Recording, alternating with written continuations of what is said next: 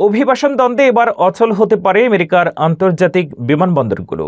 Sanctuary সিটিকে দমনে customs সেবা প্রত্যাহারের হুমকি দিচ্ছে ট্রাম্প প্রশাসন।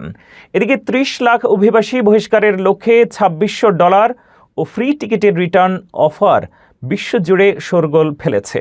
কঠোর এই ইমিগ্রেশন নীতি এবং রাজনৈতিক সংঘাত এখন সাধারণ যাত্রীদের জন্য বড় দুঃস্বপ্ন হয়ে দাঁড়িয়েছে।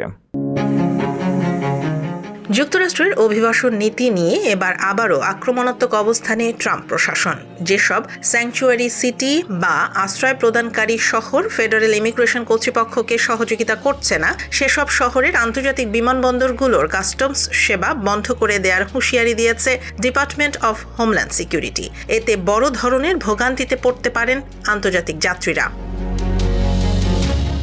ডিএইচএস সেক্রেটারি মার্ক ওয়েন মুলিন সম্প্রতি ফক্স নিউজকে দেয়া এক সাক্ষাৎকারে এই ইঙ্গিত দেন। তিনি স্পষ্ট জানান, যদি কোনো শহর নিজেদের স্যাংচুয়ারি দাবি করে এবং বিমানবন্দরের বাইরে ইমিগ্রেশন আইন কার্যকর করতে বাধা দেয়, তবে সেখানে customs and border protection agent মোতায়েন রাখা নিয়ে নতুন করে ভাববে সরকার। মুলিন বলেন, আমাদের কঠোর সিদ্ধান্ত নিতে হচ্ছে। যারা আমাদের সাথে কাজ করতে চায় আমরা কেবল তাদেরই অগ্রাধিকার দেব।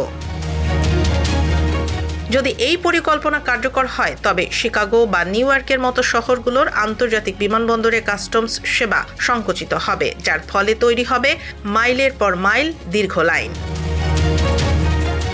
সাক্ষাৎকারে আরও একটি বড় তথ্য সামনে এসেছে। ট্রাম্প প্রশাসন ক্ষমতায় আসার পর থেকে এ পর্যন্ত প্রায় ৩০ লাখ অবৈধ অভিবাসীকে যুক্তরাষ্ট্র থেকে বের করে দেওয়া হয়েছে। এর মধ্যে বড় একটি অংশ অর্থাৎ প্রায় ২২ লাখ মানুষ স্বেচ্ছায় দেশ ছেড়েছেন।